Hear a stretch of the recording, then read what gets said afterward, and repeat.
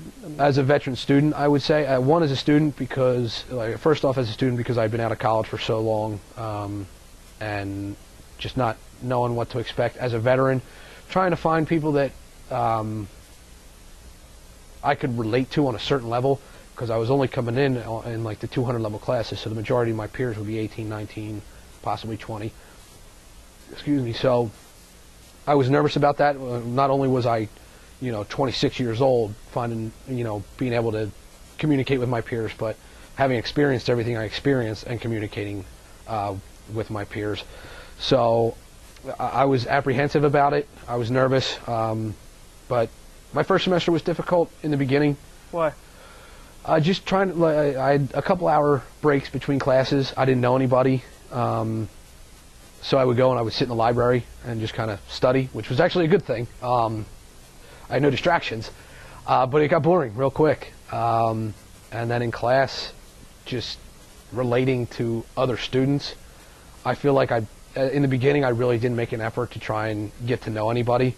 It was strictly business for me, for school. It was, I'm going to class, I'm going to learn, this is all I'm here for. I didn't let myself relax. It was a job for me.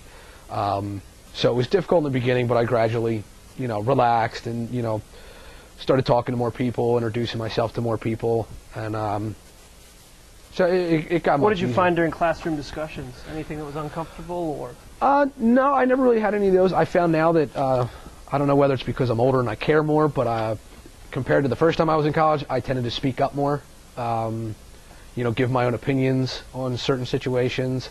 In the beginning, I was kind of apprehensive about telling people that I was a veteran, because when I was here in 2003 when the war in Iraq started.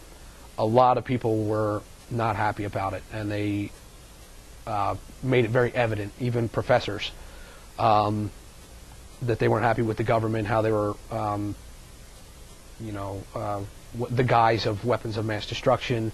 So they made it very vocal, and that was my burned-in image of college, because it was 2003 into 2005, so it was still a hot topic, and people were showing how much they did not approve of it.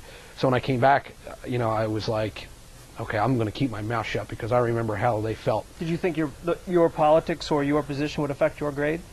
No,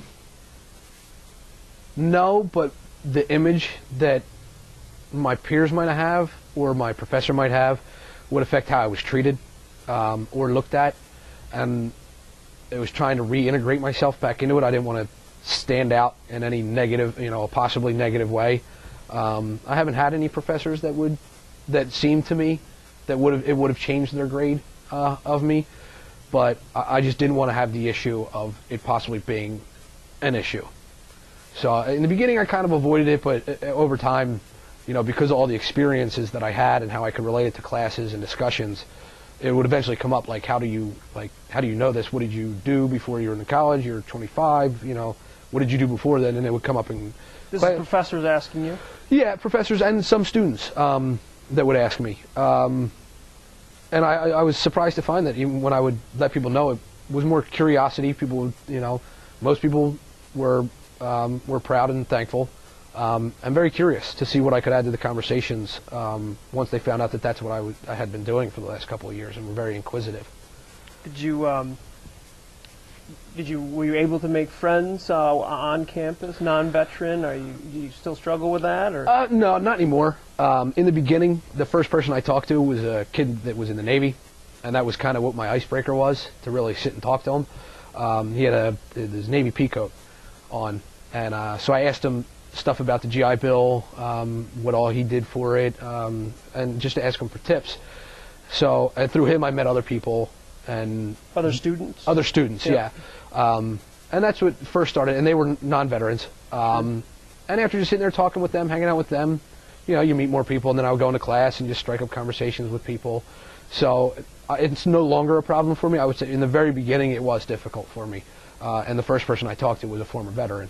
But now it doesn't bother me one bit to walk up to somebody and say, hey, what's up?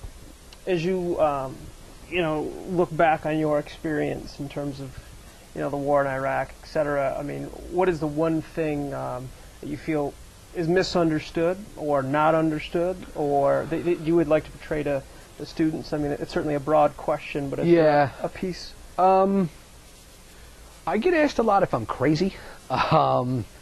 People ask me if I've got problems with post-traumatic stress, and you see in the media, you see these drastic cases of people suffering with it. You know, and students also immediately assume that if you've been there, you've killed someone, and they'll ask me, and I'm like, I don't talk about that stuff. You know, it's not a topic of conversation I want to sit here and eat lunch over. But people are a little apprehensive, like, to invite me out places at first. Like the guys that I would talk to, they're like, are you gonna go crazy tonight? Like after a few beers, because I've heard like people get crazy if they have PTSD, like, and technically I've got PTSD, but my PTSD is I don't like to sit with my back to a door. That's the only. I've never had an episode. I don't go crazy. I don't have flashbacks or anything like that. I'm fortunate not to have those. But there's certain degrees of post-traumatic stress, and it's a stigma now. It's like people are afraid of you if they find out you've got post-traumatic stress, and it's that's not the case. I mean, like I said, if I sit down, I'm uncomfortable with my back to a door. They consider that a symptom of post-traumatic stress. But people just think that everybody's got it. You're crazy. You must be nuts. And it's really not like that one bit. I mean, there are people that have that, and it's like I said, I'm thankful that that's not me. There's a lot of help out there for people who do, but yeah, I think they just assume that everybody's got post-traumatic stress. And this umbrella of PTSD, yes. That's almost like a foregone conclusion that you have it. Yes. Do you find that it becomes almost like a self-fulfilling prophecy where it's like, of course, I'm going to have it if I go, and I'm... I don't think so. I mean, I really think that it's what you see, what you go through, and I mean, right now, depending on where you're going or what you're doing, some people are like, well, I'm probably going to come back crazy. And some of it's joking around, some of it's slightly serious, but I don't think it's a thing. I think more people sit and say, oh, that won't be me. I won't have it. I'll be able to handle it, is more the idea most people go over with. Well, thanks very much for your time and for your service. Thank you. Good luck. Thanks.